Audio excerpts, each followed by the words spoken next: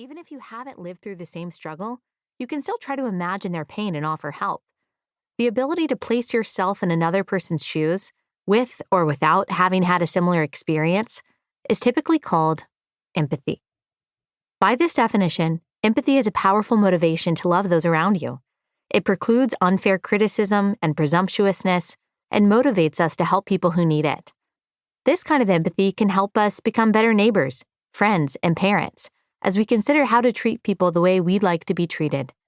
This isn't so different from Jesus' command to love your neighbor as yourself. Just as we naturally seek to meet our own needs, we should seek to meet the needs of others. Some of the most memorable heroes in history have been those who were, in part, motivated by empathy. Corrie ten Boom, in her biography The Hiding Place, recounts the intense compassion she and her family felt for the Jews fleeing from the Nazis. While they were moved by a Christian obligation to oppose injustice, it was their love for vulnerable Jews and their belief in their shared humanity that compelled them to hide Jewish people in their home.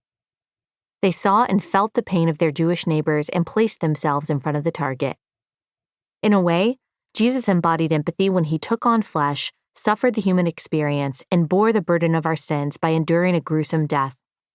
Hebrews 4:15 describes Jesus as a great high priest who is able to empathize with our weaknesses, who is tempted in every way as we are, yet was without sin. But empathy alone is a terrible guide. It may be part of what inspires us to do good, but it's just an emotion, and, like all emotions, is highly susceptible to manipulation. That's exactly what's happening today. Empathy has been hijacked for the purpose of conforming well-intentioned people to particular political agendas. Specifically, it's been co-opted by the progressive wing of American society to convince people that the progressive position is exclusively the one of kindness and morality. I call it toxic empathy. Toxic empathy. If you really care about women, you'll support their right to choose. If you really respect people, you'll use preferred pronouns. If you're really a kind person, you'll celebrate all love. If you're really compassionate, you'll welcome the immigrant. If you're really a Christian, you'll fight for social justice. You're probably familiar with this line of thinking. The goal of statements like these, examples of toxic empathy, is to get us to suppress our opposition to a particular issue or point of view by playing upon our desire to be a good person. No one wants to be seen as unempathetic because a person who completely lacks empathy may be a narcissist. They're unable to see anyone else's point of view and refuse to bear their suffering. They're selfish and cold-hearted. They ignore the struggling mom lugging her bags and her toddler down the crowded jet bridge. That's why toxic empathy is so persuasive. It extorts a real and good desire that most people have, which is to be, and to be perceived as, kind.